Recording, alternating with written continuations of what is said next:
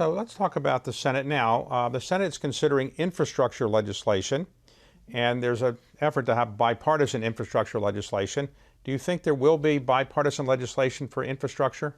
I hope so. I just led the water infrastructure legislation that did get uh, uh, a lot of votes. In fact, we passed it uh, out of the committee unanimously, and we got a significant number of Republican votes. So it did very well. I think only 16 Republicans voted against my water infrastructure bill, which will take care of upgrading the nation's sewer systems, but also to get lead out of our drinking water supply.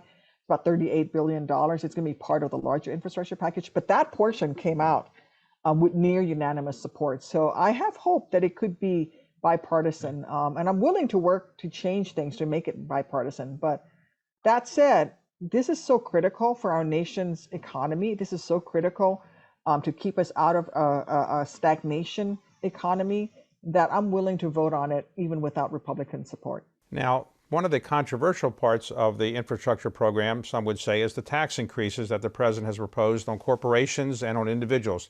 What is your view on the likelihood of there being corporate and individual tax increases? Well, the tax increases are on individuals who make more than $400,000 and for large corporations. So the vast majority of Americans will not be affected by those tax increases. I think that we have to pay for the infrastructure that these very same corporations depend upon.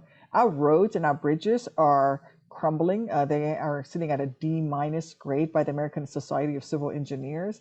Our airports are, even our best airports are nowhere near the league of the major airports around the world that we're competing against. And so we're going to have to pay for this. And these corporations use these public infrastructures as well. So maybe they should pay for some of it.